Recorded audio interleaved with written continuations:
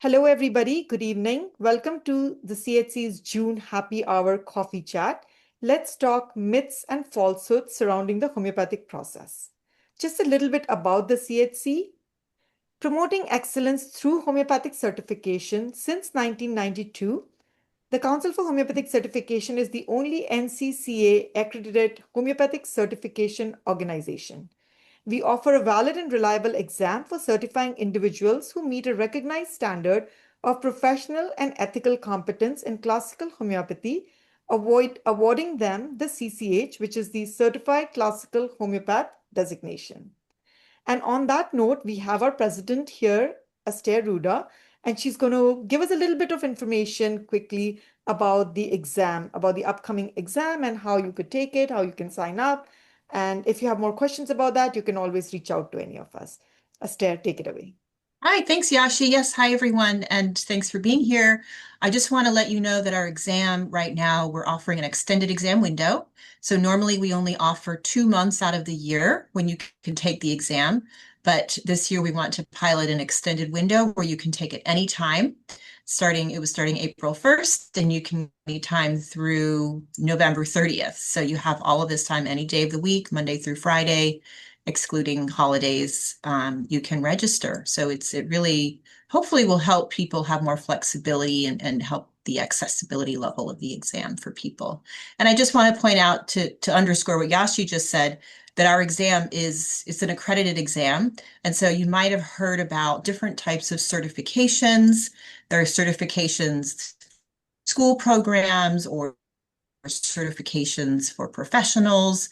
Ours is on the professional level. So, if you have a certification from your school program, that's a great thing to have, and you can enhance that by getting an actual professional certification as a board certified classical homeopath. So that would be an additional certification. So just want to make sure that it's clear that this is a high level, high caliber professional certification that really sets you apart as a homeopath within our profession. So if you or anyone you know is a practicing classical homeopath and they aren't certified, please spread the word so that we can get everybody who's practicing certified, as long as they have the background information, educational qualifications to apply. So just want to pass that on. You can always, as Yashi said, email the office or call the office or email me,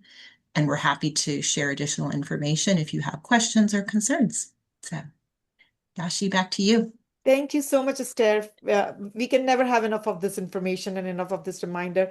And I know that my life changed, my trajectory changed once I got certified and I discovered the CCH exam and all the information at one of the JHC conferences almost 8 years back now.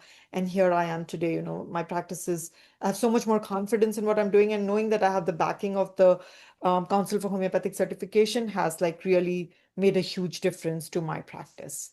Okay, so now our guest of the hour, Kathleen, I'm just going to give you a brief introduction for her. There's so much I could say about her, but I want to do just enough so that we have more time to hear from her. Kathleen is a classical homeopath that loves to help people restore health and vitality utilizing the therapeutic principles of homeopathy. She's passionate about providing evidence-informed health information to aid consumers on their own health and wellness journey and hopes to light a spark in others. She has over 25 years of experience in healthcare as a practitioner and leader. Kathleen is a registered nurse, certified asthma educator, and a certified classical homeopath. She's also past president of the Homeopathic Nurses Association and is recognized nationally for her distinctive approach to providing care. At today's happy hour, we will discuss some of the persistent myths, the idea that remedies are just placebo, that prescribing is about matching a disease label rather than an individual, or that one keynote or sensation alone can reveal the answer. We'll also look at some of the things clients say, expectations of instant cures, misunderstandings about aggravations, or beliefs that homeopathy should work like conventional medicine, suppressing symptoms rather than expressing them. Girls and boys, I now give you Kathleen. Thank you, Yashi.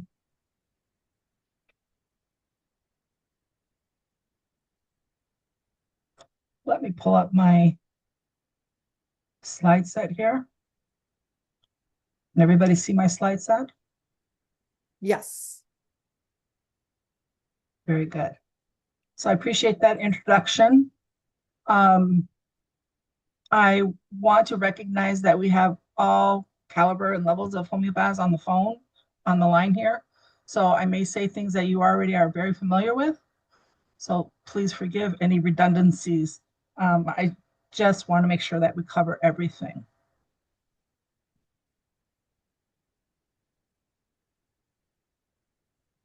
So Yashi gave me a really great introduction. I have been in practice over 20 years now, and we were talking before the line went live. And some of the things, after 20 years, you've probably experienced everything, which I feel like I have. But I also do a lot of other kinds of consulting and work in healthcare. Um, Past president of Homeopathic Nurses Association. I consult with several um, um, energy and climate organizations, as well as integrative health. And I really enjoy doing all that. I also act as a supervisor for cases or a mentor. So if you or anybody you know needs that, I'm happy to help. One of my favorite things to do. So we're going to have a discussion today about the things that were in the introduction. Um, it's an intimate call, so I think we can, if you have questions or comments as we're moving along, just unmute and and let's hear it. I think it makes for a better session when we're all having a dialogue together. But the first part of this talk is talking about placebo um, and some of the things that people note about placebos. I'm not sure if you are aware of this, but any trial, any research that's done, whether allopathic, Western, homeopathic, about 35% of folks who did not actually get the treatment or medication respond positively. And that's the placebo effect.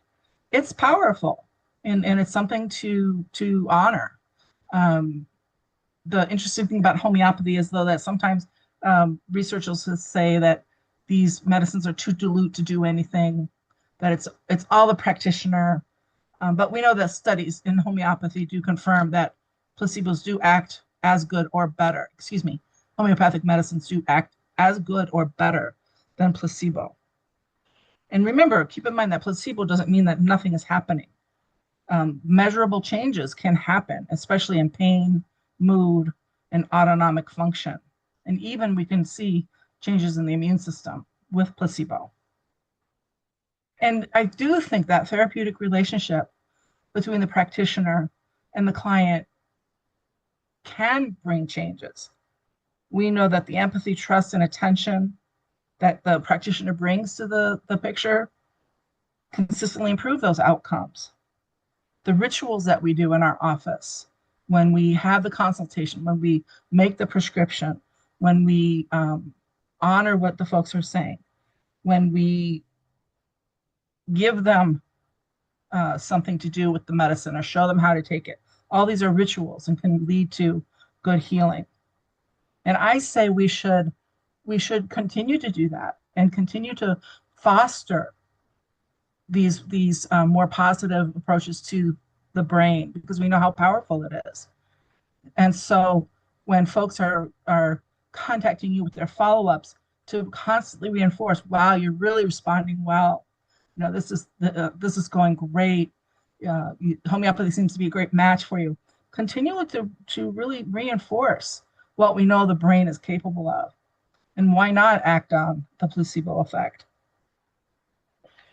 But placebo can have its limits, right? We know that we can see changes in the perception of pain and mood and such, but it doesn't really affect the actual pathology. But as homeopaths, I know we understand that the pathology isn't always going to change, but the vital force does, and the energy of that client does. And so that's a good thing. For homeopathic philosophy, placebo raises a really important question. How much of healing arises from the medicine itself, and how much is between the interaction between meaning, the susceptibility, the expectation of the therapeutic encounter? Hahnemann emphasized on careful observation of the patient's subjective experience makes this a particularly relevant area that we should be thinking about. One note that was made is that the placebo effect is perhaps best understood as not fake healing, but as evidence that human beings actively participate in their own healing process. What are some of the things that you've encountered or your thoughts about placebo and the placebo effect? Any comments or questions? Yashi? 1 second. I'm going to just have people come in. Yes. If anybody wants to share any experience that they have had with the placebo effect, now is the time if you want to say something.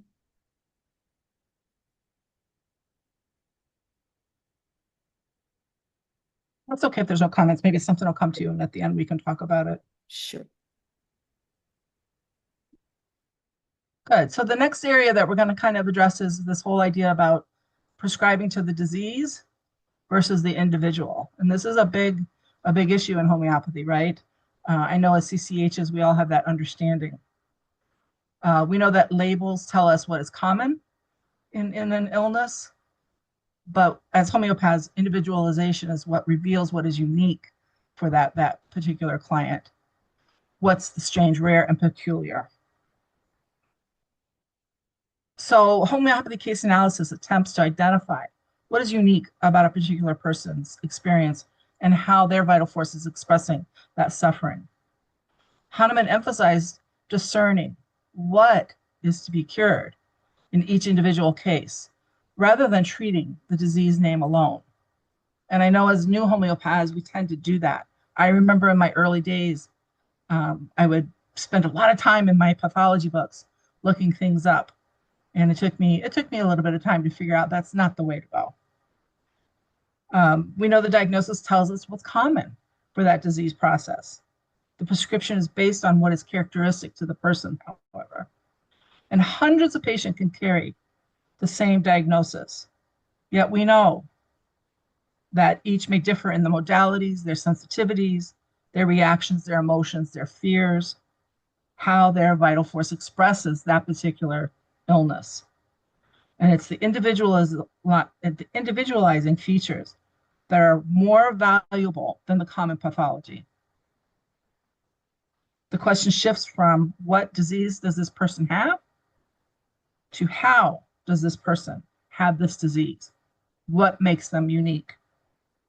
And again, two people can share the same pathology and yet have very different prescriptions. So the common symptoms belong largely to the disease process, but it's the strange, rare, and peculiar, and the characteristic features that belong to the individual. Hahnemann and Kent both place particular emphasis on these distinguishing features. And one of the most important things I've learned to date in homeopathy is that the consultation becomes an exercise in discernment rather than classification. You need to discern what symptoms are unique to that individual, what symptoms are most prominent and need correction first. The task is not merely to identify what the condition is. The task is to perceive the pattern through which that individual experiences their life stress, adaptation, and suffering. What their vital force is expressing, what's it telling us? Therefore, prescribing rests on individuality rather than diagnosis. But keep in mind the diagnosis can guide your prognosis and your management. But the prescription emerges from the totality of those characteristic symptoms and the person's unique mode of expressing them. So that's a main tenet of homeopathic philosophy, right? Very good.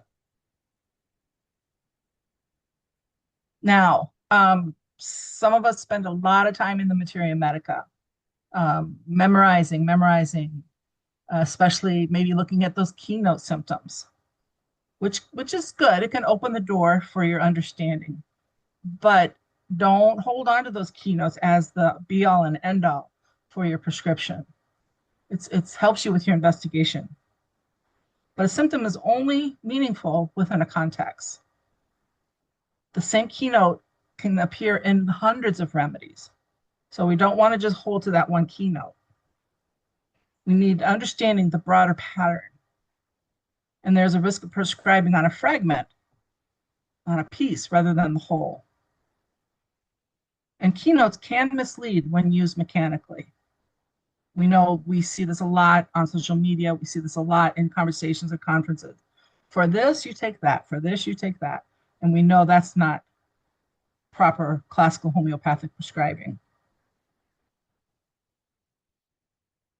Kent warned against purely mechanical methods and emphasized judgment in evaluating the symptoms, that discernment that's so important. And a famous keynote may tempt the practitioner to stop thinking, to stop investigating. The most dramatic symptom is not always the most important. Patients often will just tell you about the most distressing, unusual, and memorable. But the prescribing symptom may instead be hidden in a reoccurring pattern that appears pretty simple or mundane. Repertories in materia medica contain many overlapping themes, just like one keynote can belong to many different remedies. Those themes can be trapped, abandoned, attacked, controlled, isolated, but they point to numerous remedy possibilities.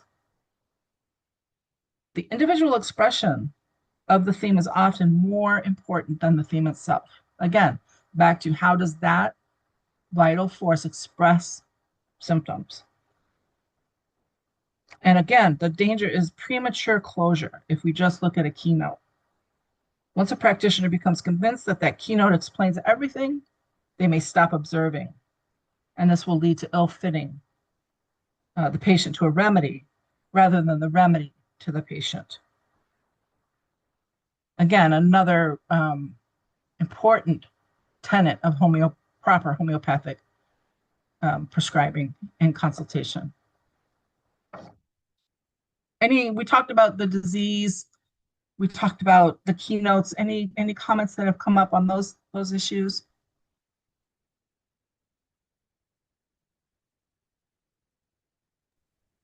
So nothing, what I'll do is I'm going to have people put it in the chat if they want to say something. And if I see something, then I'll let you know that somebody wants to speak up. That's fine. Thank you. Because they are used to the comments towards the end. Sure. Yes. But I'm just going to put it in the chat that if somebody wants to say something, they can raise their hand or put it in the comments, and then we can just go to that person. Okay. Please, you can continue. Thank you. All right. Sure. So I just want to reiterate some of the main themes there. And one of the most important things, like I said, that I've learned over the years is discernment.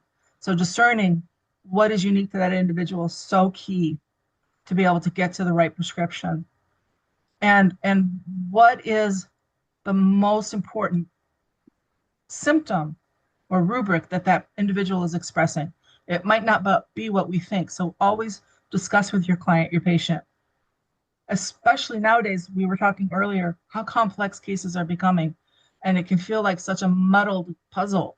And so we need to know what is the thing most bothering that particular patient. And so that will help us discern what's the most important thing to start with. But we also know people have come to us with some very interesting preconceived notions, things other people have told them, and some myths and wacky things. I goodness gracious. I think the most wacky one that come to me recently was a person told me, and I spelled because wrong, because I'm a Virgo, my homeopath said that I should take remedy XXX. And it took me a minute to recognize what was being said before I saw how silly that was. I don't know. It's not classical. It's esoteric in its approach. Does it work? Does it not work? I mean, that's up for debate. but we know it's not classical. I've also had folks come to me after 10 years of being ill and 10 years of seeing all kinds of practitioners and modalities and treatments. And then they expect me to be able to tell them that they're going to get cured, in a couple weeks, or they're very anxious. And I don't know how much longer I can handle this. And I'm so sorry. My heart reaches out for them. But the process of homeopathic healing can take time. And so that's a lot of education, isn't it? That we have to help them understand this is a process. And we're digging through these layers that have been suppressed, and it can take time. Excuse me. I also love the one where folks have been told that they cannot have coffee, they cannot have mint, they cannot have alcohol, etc. Those things we know Hahnemann, recommended against. However, not all homeopathic medicines are sensitive to coffee. Not all are sensitive to mint. And so we shouldn't really be making these blanket statements because it can be, it can affect people and make them feel sad, basically, that they can't have their cup of coffee. Of course, we know we wouldn't say, take your homeopathic medicine and then go ahead and have your breakfast or your coffee. If it's not a remedy that's super sensitive to coffee, give it a couple hours. So everybody recognizes where to find if a remedy is sensitive to these things, right? If you have your old Boricki, it's in the back index, excuse me, under relationship of remedies with duration of action. And so you would look for antidote. And if you don't see minty, camphor, or coffee there, it's probably not too sensitive. If you do see it, then yes, it is sensitive and we need to definitely avoid it. Most other modern materia medicas, I use Murphy's, have that information in the relationships in the back of each remedy. So it's a little bit easier to find. And again, if it doesn't implicitly say coffee or mint or camphor, then it's not too sensitive. And so folks can still drink their coffee. We also know that folks come with the notion that one remedy, that one special magical homeopathic medicine will solve all their problems for the rest of their life. And I hope we recognize that that's not the case. Vital force is fluid, and we change and we evolve. We get new imprints. And so remedy selection needs to change and evolve as people do. I know there are some homeopaths who believe that one remedy is always the only thing that can be used. But I think when you take into account that humans and living things change so much, that the remedy selection also needs to change. And another one that really is becoming much more prominent because of the difference in how people are using homeopathic medicines and recommending them. I know you've all seen this. I hope you have anyway, where a practitioner will give somebody, 5 remedies, and maybe 3 of those are combination remedies. So they might be taking, 10, 20, 30, 40, 50 different homeopathic medicines all at once. We know this compounds the problem. We understand that the vital force cannot deal with that much intervention. So a lot of education needs to happen with our clients to help them understand that is definitely not a classical approach, that we use one remedy at a time in as low potency as possible with as few repetitions as possible. And to, wean them off of these things. That can take some time, especially if they're doing all those homeopathics along with a bunch of herbals, along with supplements. Probably the one that breaks my heart the most is when people bring their kids, and I've worked up that remedy and it turns out to be something that's what in its elemental form could be quite toxic, like a snake venom or the tuberculinum nosode, and they just can't bring themselves to give their baby, their kid, this remedy. A lot of education, again, needs to happen. Sometimes people want you to help them understand the dilution and that there's no more material, elemental item left in that product. Excuse me. That they have that understanding that, and they're happy to do it. But sometimes I'm sure maybe you can raise your hand and let me know. I'm sure you've come across where people just can't take that leap, which is unfortunate because we know that is the right remedy and that is the one that can help that baby turn around. So something to kind of end with, I want to help you from a perspective that happened to me very early, probably about 35 years ago, when I was a new nurse and I had my first job was actually working home care. And my first patient happened to be a post-surgery patient. She had a mastectomy and they were doing the revision and they were using a belly button flap. And so the doctor's orders were for her to clean her belly button wound twice a day using peroxide and a Q-tip. I would never do that now, right? I know so much more, thank goodness. But these were the physician's directions. So we walked through it, showed her how to take care of it. I was due to come back 3 days later, came back and took a look at her wound and saw that it was now infected. So I asked her, what's been happening? How have you been doing this? So she reaches over to her bedside table. She has a glass of peroxide there that's been now sitting there for 3 days with the same Q-tip she used on the first day that she'd been dipping in there and using over and over and over again. So I learned a big lesson about making sure my patients know what they're supposed to do. She had to have another surgery because of that infection. And so now I make sure to tell them, show them, and I watch how they're going to do it, or at least have them express it back to me. We don't want to make any assumptions that people have understanding. We want to make sure. We want to hear it back that they know what they're supposed to do, especially with our dosing directions. We don't want people to just aimlessly dose and dose and dose. They might be having an aggravation. They don't understand that they need to stop and check in. So take that lesson that I had to learn and make sure you're doing it with your clients. But I really, really, really am interested in hearing some of the wacky, wacky things that you all have heard. So put it in the chat or take your mic off.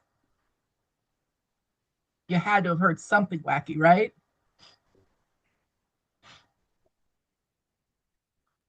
I think one of the biggest things I hear is like people don't understand how homeopathy is different from herbs or from naturopathy. That's what I deal with a lot. And because I'm Indian, a lot of people confuse homeopathy for Ayurveda.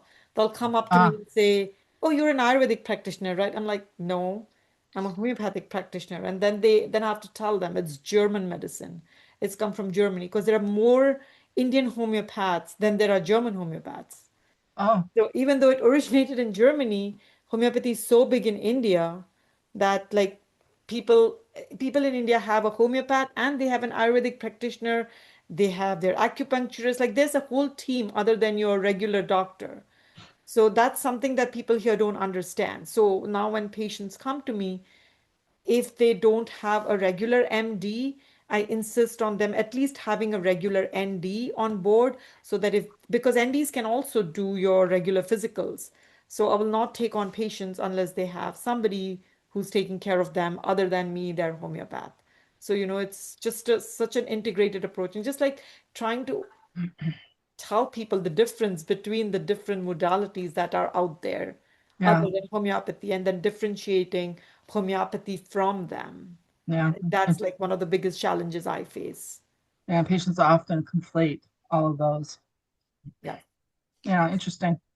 I find very everything that you said happened to me at one point or another because it's like, well, first of all, this urge that people have to get well, like from one day to another, right? recently I had a patient with eczema. She's been having eczema in her eyes for like, I don't know, 3 years. And she was like, nothing can heal me. And of course, she wanted homeopathy to heal her in one day. And I was like, this is a process. We need to clean, like clear everything. It's not going to be in one day, but it's very hard for people to understand that this is a process and that they need time. And well, she kind of stopped her medication, and because she's saying, no, it's not working. How long did you take it? 3 days. And it's like, okay, but we need more time. But it's Yeah. hard. It's hard for people to understand how homeopathy works. Yeah. And so, yeah, it's interesting. And I think we should educate the clients more. Yeah, absolutely. And I think with something like eczema, which can be so deep and so dark, Yes, and it's the so process hard. is long. Yeah. Yeah. It's hard to heal because you need to take to do like a detox from inside out. But well, Yeah. Yeah, those are my obstacles sometimes. Yeah. Yeah. Good comment, Maria. Thank you. What other wacky things? I love it when I get the clients that come and I always ask for the supplement list. And they've been to seeing a naturopath or a functional medicine doc. And they're on 20 supplements, plus those combo homeopathics, etc. Boy, you have to like work on detoxing folks from that, along with finding and discerning the right remedy. And that again can take time. Yes, then and it's I'm sorry about the bunch of homeopathic remedies that they take. Oh my God, it's like impossible to know which one is working, because you're taking all of this one day, this one day, this other one, and it's like plus the supplements, and it's too much. Right, I agree.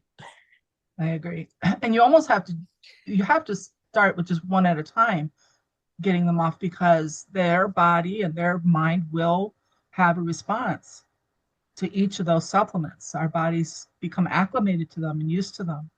And so we don't want to confuse that with a homeopathic response. So sometimes I don't start taking them off of those supplements until we can confirm that the homeopathic medicine is on the right course. And then we do one at a time. Look at the response one at a time. Yeah, and that takes time. And that's what, because Yeah. I think people come to us when it's like the last resource, That's exactly right. So it's tough because they've been doing so many therapies, and so it's hard to wean them out of that. I 100% agree. I wish folks would come and see us first, before they go down, because 9 times out of 10, 99.9% of the time, the homeopathic medicine can heal them. Yeah, and it's more like prevention too. We can prevent things from happening. Right. But yeah. Good point. I don't have any wacky stories. I don't have anything funny to share, but I was thinking about your comment about dosing, Kathleen, and that resonates with me because I did have to learn the hard way that you have to give very detailed dosing instructions to people. And I do just by, routinely now, everything is just typed out very clearly and meticulously. But all of these comments are just a reminder that what we're doing is a different way of thinking about health and disease, right? And I'm sure you see this very clearly, Kathleen, being in both the allopathic. Well, so is Maria. So is Yashi in the allopathic and homeopathy world, where it's we need both, but homeopathy is actually a very different way of looking at health and our bodies and how we work and engage with the environment. So dosing and the timeline for healing and remedy selection, all of that points to a process that is, a process kind of way of thinking that we are not used to in the allopathic world. It's kind of the opposite Right. Good point. Very good point. And you're, of course, Kathleen, it must be interesting for you to have to kind of, you probably have to switch between both mindsets, being in both worlds, right? Do you find that I that's actually don't. challenging? No, I actually don't Oh, because I've actually started my homeopathic career. I began my nursing career because I wanted to become some kind of holistic practitioner. At that time, I didn't know what. Mm. So I'd always had the mindset of something different. Mhm. And then I came to homeopathy in my third year of nursing school, became pregnant, and the midwives used a homeopathic medicine. And I was like, wow, this is crazy. What is it?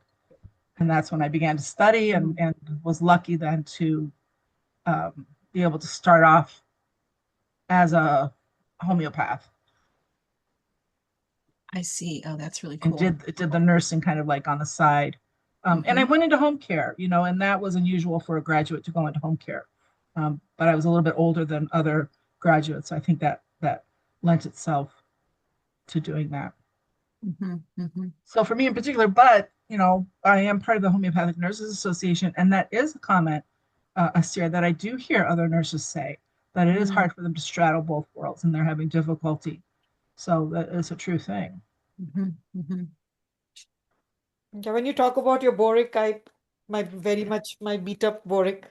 Yeah, I mean, everything is online, but I still like we should have a contest whose boric is more beat up. So yeah. Mine's got tape all over it. yeah.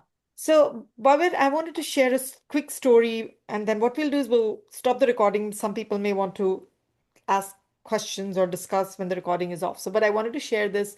Dr. Rajan Sankaran had shared this story, and it never gets old for me. He had an aunt who really wanted to come to him, and but the same thing that you can't have coffee when you're on homeopathic medicine. So she didn't go to him, and then finally one day she goes up to him and says, "Rajan, I'm ready to give up the coffee because South Indians really can't be without coffee. They have it in the morning, they have it in the evening." So then she said, "Okay, Rajan, I'm done. I'm here now. I'm not going to be drinking the coffee. Go ahead. I'm ready for your treatment." So, he started. She was feeling better. 6 months down, she was like 80, 90% cured. And then she goes to him and she says, "Rajan, there's a little thing I didn't tell you. I did not stop the coffee." So See? So that was something, that if in moderation, and like you said, if it's not something that's very specifically antidoting that remedy, anything can be taken in moderation because anything you take in excess is not good for you anyways. So if in moderation, and if it's not going to clash with with the particular remedy that you're on, I think we should give our patients some grace and some leeway.